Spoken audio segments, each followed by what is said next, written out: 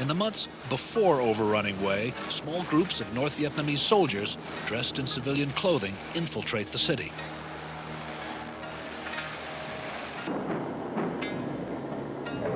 After capturing Hue, Hanoi hopes the people will rise up against the South and declare themselves a part of North Vietnam. But Hanoi's appeal falls on deaf ears. Most people fear the occupying force and do not come over to the communists. Though disappointed, Hanoi prepares for a long siege. During the fighting, people hide and run to safety when there is a lull.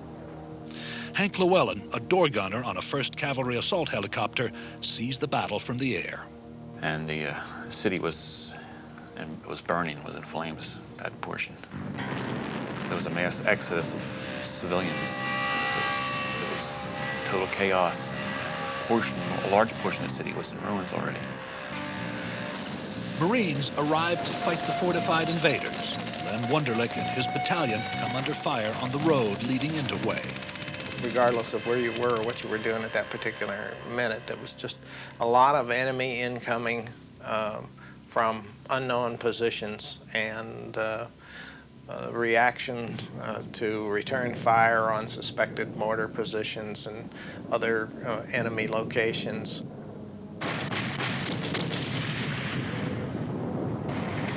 Hue is an old city with many concrete houses, brick walls, and hedgerows, all reminiscent of World War II. Corporal Tom Mitchell finds himself in the thick of a different war.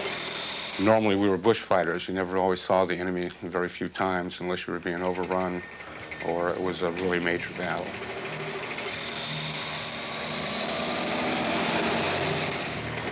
Once in Hue, Private First Class William Purcell and his squad learn how difficult it is to fight through the narrow streets of the city. All hell broke loose. They just was going through a gauntlet.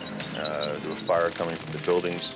And you have to imagine the scene now. It's like going through Queens or Brooklyn, New York, with all 2- and 3-story buildings, paved streets, sidewalks. Now, with the war in the cities, many of these young men use skills they never thought they'd need in Vietnam.